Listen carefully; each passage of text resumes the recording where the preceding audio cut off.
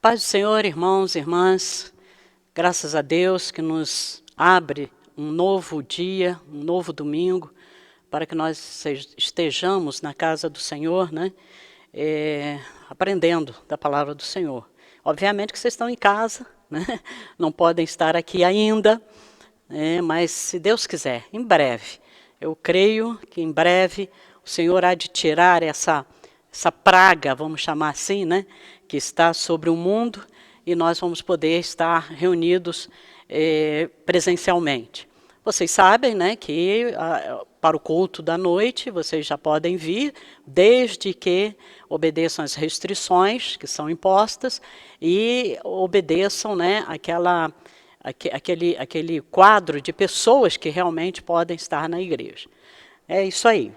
Vamos hoje falar um pouco sobre o desafio do discipulado. Qual é o desafio do discipulado? É tomar a cruz. E vamos hoje ver ver um pouco sobre esse assunto. Nós vamos estar lendo, se você quiser já ir procurando, Mateus capítulo 16, versículos 24 e 25. Mas vamos orar antes, né? Senhor, nós te louvamos e te agradecemos por mais este domingo que o Senhor proporciona para que estejamos, ó Pai, estudando a Tua palavra. Muito obrigada, Senhor. O Senhor tem sido um Deus fiel, um Deus amoroso, misericordioso, longânimo. O Senhor tem nos abençoado em meio a essa turbulência. Talvez, Senhor, para muitos de nós, esta seja a primeira vez que está experimentando o Senhor passando junto nas águas, no fogo, no terremoto, na tempestade, porque essa situação que nós estamos vivendo de pandemia tem sido assim para nós, momentos turbulentos, mas nós estamos vendo como o Senhor está passando junto conosco e nos ajudando a enfrentar este desafio na nossa vida. Eu quero te louvar, Senhor, quero te louvar pela igreja, que está atenta, Senhor, no cuidado das ovelhas, louvar pelos nossos pastores, sempre prontos, ó Pai. Deus, que eles sejam poderosamente renovados, Pai, porque para eles também esta é uma situação muito difícil, de ter, muitas vezes, de estar pregando sem ter diretamente quem os esteja ouvindo.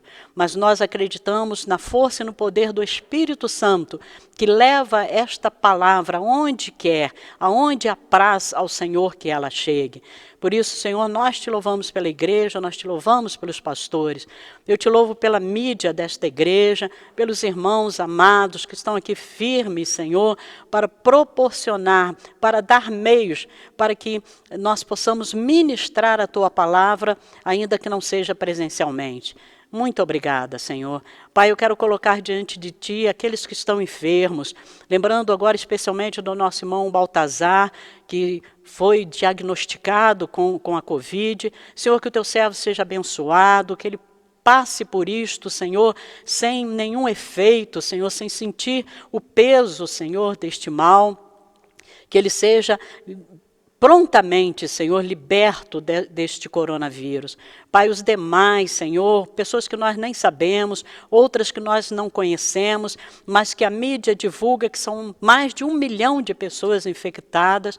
Pai, nós te pedimos a tua bênção. Sabemos que no meio desses tem muitas pessoas que são tementes a ti, que são justas, Pai, pessoas que buscam a tua vontade, que buscam o teu caminho, Senhor, mas que estão nesta situação. Mas nós não pedimos só por esses, mas por aqueles que ainda não creem em ti, na certeza de que um dia hão de crer que há um Deus no céu, um Senhor Todo-Poderoso.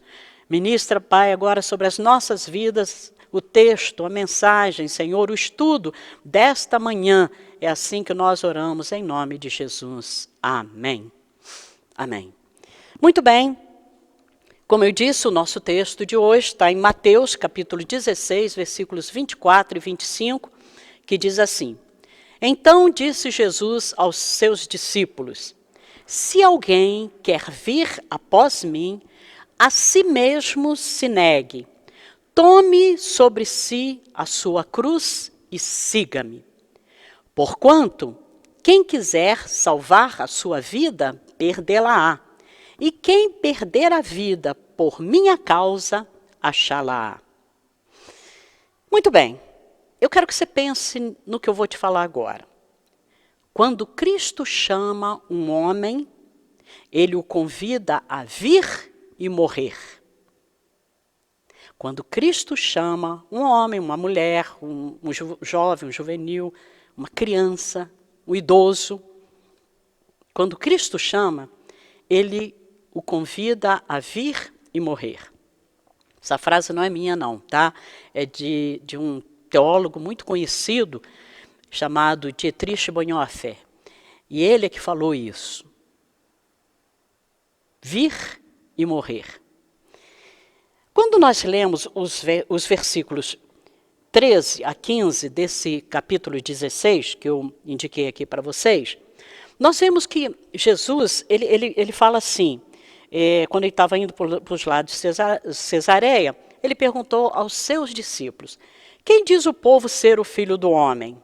E eles responderam, uns dizem João Batista, outros Elias, e outros Jeremias, e alguns dos profetas. Mas vós, continuou Jesus, quem dizeis que eu sou?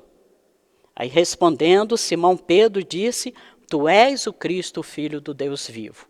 Quando a gente lê esses versículos aqui, a gente vê que Jesus ele não estava preocupado com aquelas pessoas que o procuravam por causa dos pães que ele multiplicava, por causa dos milagres que ele fazia, por causa das curas que ele realizava. Não era exatamente dessas pessoas que Jesus estava assim preocupado em saber qual é a opinião deles a respeito dele, Jesus. Na realidade, Jesus ele estava mesmo preocupado com os seus discípulos, porque depois ele vira assim, mas vocês, eu quero saber de vocês, quem vocês dizem que eu sou? Então, Jesus queria saber o pensamento que os discípulos tinham dele, e isso é que era importante para Jesus. Agora, por que Jesus estava preocupado com isso? Porque quem segue o Mestre tem de se parecer com ele, pelo conhecimento que tenha de quem ele é. Vamos entender um pouco como que era essa panorâmica na época de Jesus, de mestre e de discípulo. Era muito comum no tempo de Jesus, lá no Oriente Médio, naquela região de lá, que uma pessoa que sobressaísse pelo seu conhecimento, pela sua sabença, pelo seu pela sua intelectualidade, era muito comum essa pessoa ter outras pessoas que vinham segui-la, querendo acompanhar para aprender, para extrair dessa pessoa toda essa gama de conhecimento que ela tinha. Então, eles chegavam para esse mestre e perguntavam, eu quero ser seu discípulo, eu quero te acompanhar. E o mestre assentia e ele começava a acompanhar. Qual era a pertinência, vamos dizer assim, desse acompanhamento? Porque não era só extrair o conhecimento que esse mestre tinha, era também ver como que era a vida dele, qual o estilo de vida dele, qual era o caráter dele, como ele se portava numa situação, como ele se portava numa outra situação. Era esse o objetivo desses discípulos acompanharem o mestre. Então, quando Jesus pergunta para os seus discípulos, não, mas eu quero saber vocês, o que vocês pensam de mim?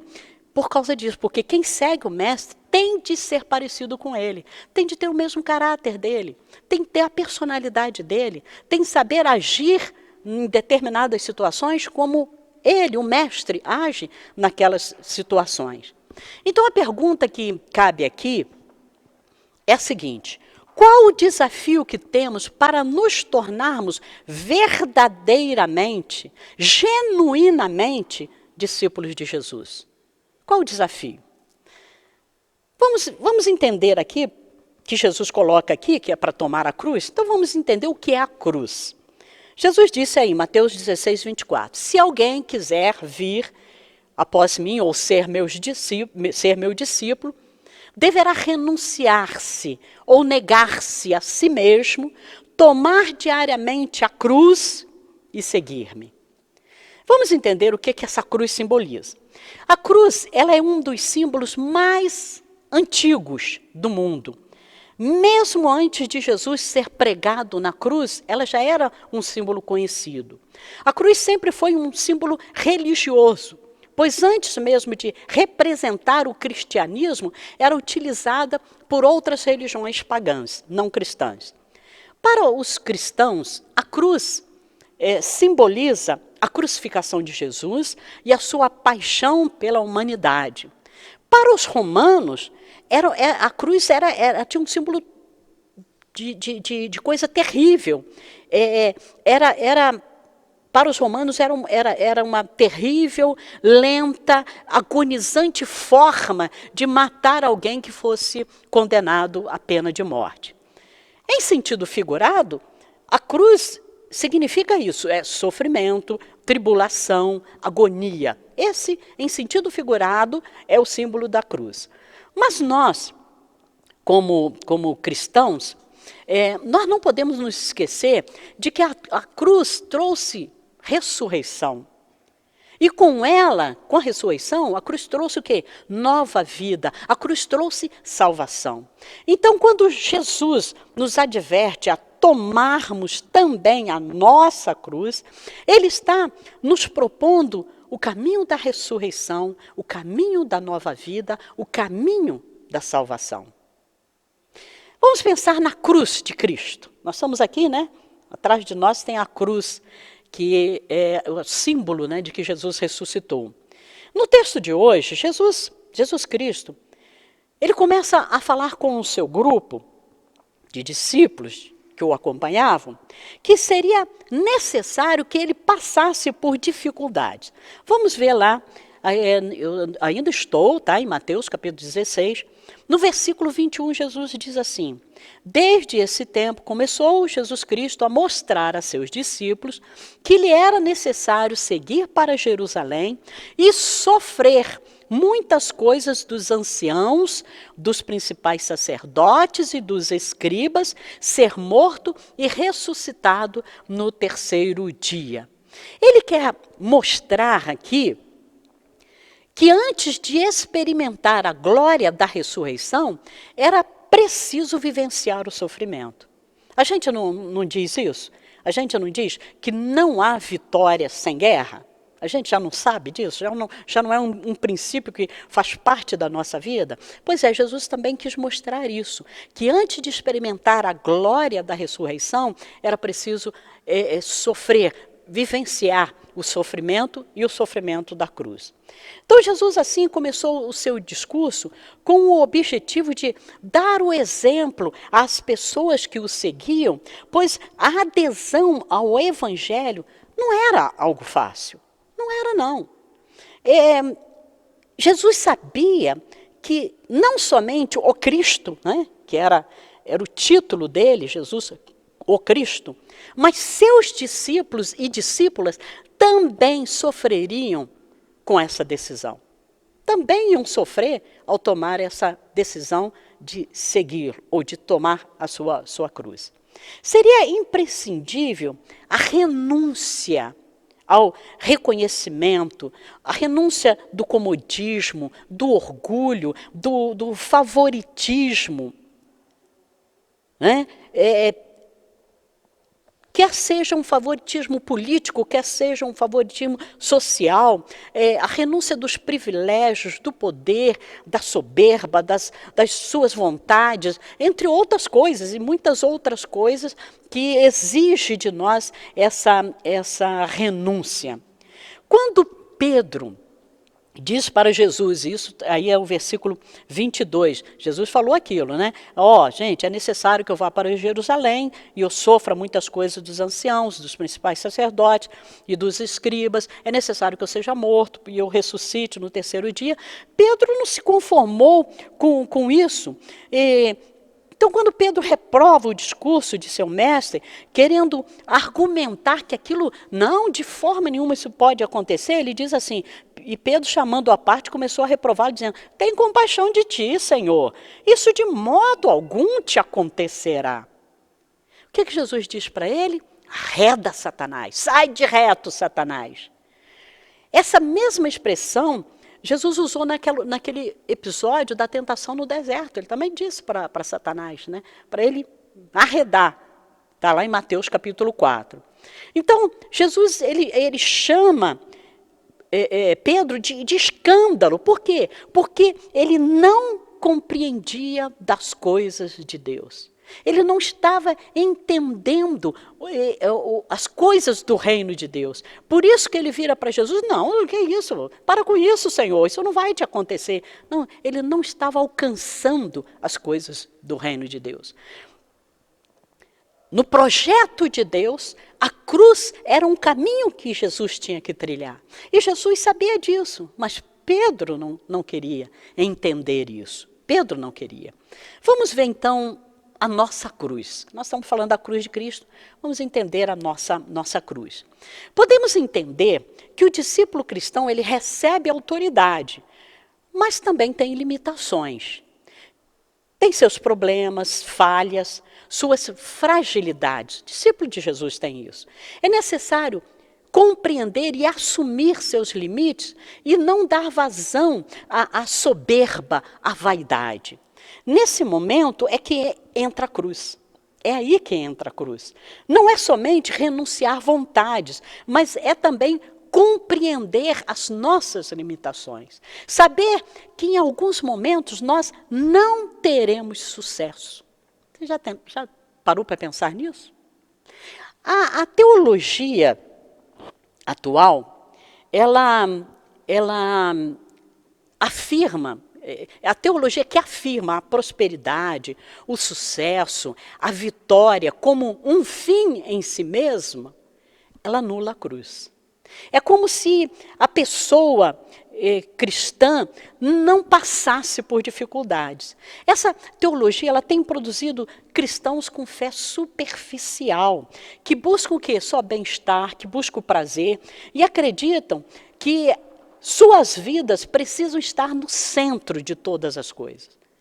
É isso que essa teologia que faz essa afirmação, né, que afirma a prosperidade, o sucesso e tudo mais, é isso que ela está fazendo com os cristãos. Essas pessoas, elas estão com o mesmo discurso humanista e por isso satânico, utilizado por Pedro para impedir Jesus de cumprir toda a justiça, de cumprir todo o plano que Deus havia traçado para ele. Tão forte é esse discurso, ele é um discurso realmente pesado e forte, que mesmo em muitas igrejas cristãs que estão permitindo o sutil afastamento da Escritura, muitos crentes pensam que estão seguindo a Cristo, dizem que querem seguir a Cristo, mas evitam a cruz, evitam negar suas próprias vidas, evitam sofrer pelo Evangelho e evitam morrer para o pecado. E fazem isso tudo sob essa égide humanista do Deus me aceita como sou. Já ouviram isso? Você já ouviu, né? Não, Deus me aceita como sou. Ou outros falam assim, não, Deus é amor. Né? Ou, venha como estás e permaneça assim. Tem aqueles que falam assim, nós não estamos mais no tempo da lei, mas nós estamos no tempo da graça. Meus irmãos, tudo isso é para anular a cruz.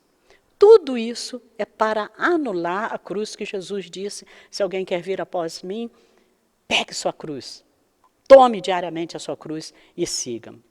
Se você vive dessa maneira, reveja a sua vida, seus valores, sua crença, porque seguir a Cristo é para quem nasceu de novo. A antiga natureza, ou até mesmo a corrupta natureza que ainda impera em nós, porque nós ainda não estamos completamente regenerados, essa natureza ela não pode agradar a Deus, mas sim ao mundo. E Tiago diz, em Tiago 4, versículo 4, a amizade do mundo é inimiga de Deus. É inimiga de Deus. Por isso que aceitar a mensagem e a proposta da cruz só é possível se o coração estiver regenerado. A gente só aguenta se o nosso coração estiver regenerado. E é aí que a transformação começa. A cruz é o início da caminhada cristã. e não o final dela. A cruz é o início. Você começou a sua caminhada cristã, você já começa com a cruz. Você já começa pegando a cruz para seguir a Jesus. Essa teologia que diz não se pode perder, não se pode chorar, não se pode sofrer, não se pode ter poucos bens, torna a gente, torna o cristão mais vaidoso, mais soberbo, mais ganancioso e exigente com Deus, querendo mais, sempre mais, querendo tudo o que pudermos ter ou tudo o que nós pudermos comprar. E o caminho da cruz vai ficando cada vez mais para trás lá. O caminho da cruz vai ficando cada vez menos trilhado. Jesus, ele vê aqui a oportunidade para esclarecer que quem quiser salvar a sua própria alma, ou seja, o que ele quer dizer com isso? Quem quer ter sua vida assegurada, conquistar seus caprichos, conquistar seus desejos, vive por si só. Essa pessoa não compreende os propósitos de Deus e do reino de Deus. E, por fim, acaba perdendo a vida. Mas quem deseja assegurar a sua vida em Jesus, tem de aprender a perder a vida por causa de Jesus. Vamos ver então o que Jesus nos ensina mais ainda, com relação a essa questão da cruz. O discípulo de Jesus, ele compreende a necessidade de trilhar o caminho da cruz. Ele compreende isso, ele sabe que isso é uma verdade que ele tem que abraçar, porque faz parte da vida dele, faz parte da vida cristã. Ele entende que não dá para continuar sendo a mesma pessoa, mas ao aderir ao Evangelho como modo de vida, precisa renunciar valores do mundo. Ele precisa converter o coração a Cristo e à proposta do seu reino, que vai contra o consumismo, que vai contra a ganância, contra o egoísmo, o hedonismo. Sabe o que é hedonismo? É viver por prazer. Vive só para o próprio prazer, tá? E outras coisitas mais. Vamos destacar aqui alguns pontos deste ensinamento de Jesus com relação ao discipulado, com relação a ser discípulo dele. Primeiro, anular a mensagem da cruz é viver um cristianismo incompleto. Eu vou até mais, eu vou dizer que não é só incompleto não, é viver um cristianismo inexistente, porque não há cristianismo sem cruz. Não há cristianismo sem cruz. Segundo, seguir a Cristo não é uma caminhada fácil. Os meus alunos, se é que tem algum aluno meu aí, presencial, que está ouvindo esse estudo. Meus alunos sempre me ouviram falar que ser cristão não é fácil. Ser cristão é difícil. Não é só pegar uma Bíblia, botar embaixo do braço, não é só vir na igreja, não é só dizimar, não é só tomar ceia, não é só participar de uma célula. Não, ser cristão é mudar estilo de vida. É mudar comportamento. Então, ser cristão é muito difícil, é uma caminhada difícil, não é uma caminhada fácil. Terceiro ponto, o discípulo de Cristo precisa estar pronto a renunciar. Ele precisa aprender a renunciar. Tá? Precisa aprender. Jesus disse para Pedro que ele servia de escândalo. Por quê? Porque ele estava cogitando das coisas terrenas, das coisas dos homens. Ou seja, Pedro estava caminhando no mesmo pensamento da sociedade humana que não faz a vontade de Deus. Jesus sabia qual era a vontade de Deus, era a cruz. Pedro achava que não, porque a sociedade humana acha que não, que você não precisa, Você não precisa pegar a cruz, você não precisa tomar a cruz, você não precisa fazer nada. Era esse pensamento. Então Jesus disse que, Pedro, você está sendo escândalo para mim. Tá? Esta sociedade constrói falsos valores e distrações que ameaçam o discipulado. Por isso Cristo propõe a cruz, que é a renúncia desses valores que a sociedade, que o mundo propõe para a gente. É isso aí. No versículo 25, Jesus ele usa assim uma contraposição com as palavras, com esses dois verbos. Ele fala salvar e perder. Salvar e perder. Salvar a própria vida, ela é decidir contra o caminho da cruz. O caminho da cruz confronta a realidade. Quando a pessoa quer salvar a própria vida, ela está fugindo desse confronto. Ela está correndo desse confronto com a realidade. Salvar a vida é tornar seguro seu interesse próprio, as suas vontades. Essa sua escolha pela segurança, na visão de Jesus, não é salvar a vida, é perder a vida. É isso que ele está falando entre salvar e perder. É o contrário. Você pensa que você está salvando sua vida, não, você está perdendo a vida. É a vida baseada nessa segurança, ela não é um modo de relação de confiança com Deus. Quando você pensa assim, não, eu tenho que trabalhar muito, porque eu tenho que ganhar, porque eu tenho que comprar, eu preciso de uma casa própria, eu preciso da faculdade dos meus filhos, eu preciso de um carro do ano. Olha só. Está vendo? Olha onde está a sua segurança. Está no dinheiro, está no trabalho, está nessas coisas que são para o seu deleite, para a sua felicidade. Então, a segurança em Deus fica à parte. Aí Jesus vem e fala assim, isso não é ganhar a vida, isso é perder a vida. Agora, perder a vida por Ele é ser leal a Ele, Jesus. É decidir pelo caminho em que a vida é encontrada na cruz. Esse achá-la é um ato de recusa, que recusa dar à elite o poder da intimidação.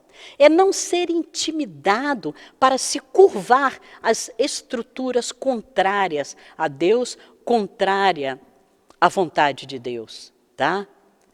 Esse achar é um ato que recusa dar esse poder de intimidação à elite. Quais as conclusões que nós podemos chegar aqui? Há 4 coisas que o verdadeiro discípulo precisa saber sobre o custo do discipulado. Primeiro, o discipulado ele é um convite pessoal. Vocês viram aqui como é que está no versículo 24 de Mateus 16? Então disse Jesus ao seu discípulo, se alguém quer vir após mim. Então é um convite pessoal que Jesus faz. Ele começa com uma chamada condicional, se alguém quiser, quem quiser. Se você não quiser, tudo bem, é você. Tá? É um convite que Jesus faz, se alguém quiser. Então o discipulado é um convite pessoal. Segundo, o discipulado é um convite para uma relação pessoal com Jesus. Ser um discípulo não é ser um admirador de Cristo, mas um seguidor. Lembra que eu falei no começo para vocês como é que era no tempo de Jesus, a questão do mestre, daquela pessoa que tinha conhecimento e daqueles que queriam aprender com ele? Eles andavam com o mestre, era noite e dia. O mestre falava assim, vou dormir aqui, ele também vou. Ah, vou comer aqui, também vou. Vou subir o monte, também vou. Eles andavam colados. Então o discipulado é esse convite para uma relação pessoal, sua com Deus, sua com Jesus. Terceiro, o discipulado é um convite para uma renúncia radical. Se não for para ser radical, não serve, meu irmão. É tudo ou nada. É tudo para ser discípulo ou nada, mas aí você não é discípulo. Quem estiver determinado a se apegar a si próprio e a viver por si mesmo, perderá a si mesmo. É o que Jesus está ensinando aqui. Você vai perder. Quem quer ganhar a vida, vai perder. Mas quem perder a vida, que é a renúncia, esse é que vai ganhar. O quarto ponto. O discipulado é um convite para morrer. Morrer. Tomar a cruz é abraçar a morte. Eu disse aqui na igreja há um tempo atrás, numa pregação, que eu estava lendo um livro chamado Shelotes, e nesse livro o autor fala isso. Ele diz que O discípulo de Cristo, ele é chamado para matar e morrer. Aí as pessoas ficaram meio assim, matar, como é que é isso? É, matar a sua natureza, matar o pecado que está em você, morrer para as coisas do mundo, morrer para os desejos carnais, morrer para que a sua vontade se estabeleça e que você fique no centro. Tomar a cruz é seguir para o cadafalso. Sabe o que é cadafalso, né? A gente vê muito em filme, com as pessoas que vão morrer enforcadas, aí elas sobem assim um degrauzinho, aí tem um negócio de madeira, né? Um palanque assim de madeira, e em cima está lá a forca, e a pessoa sobe ali para que o cara lá coloque a forca no pescoço dele, e ele vai morrer. Tomar a cruz é isso, é caminhar para esse lugar aí, para o cadafalso. É escolher a vereda do sacrifício. Tomar a cruz é falar, eu quero me sacrificar. Essa cruz, e aí eu quero esclarecer as pessoas na igreja, com os irmãos, e o irmão fala assim, nossa irmã, olha, eu tenho uma cruz lá na minha casa. Aí, qual cruz você tem na sua casa? Ah, meu filho que não me respeita. Outras falam assim, meu marido bebe, chega em casa bêbado, quebra tudo. Essa é a minha cruz. Meus irmãos, não é não.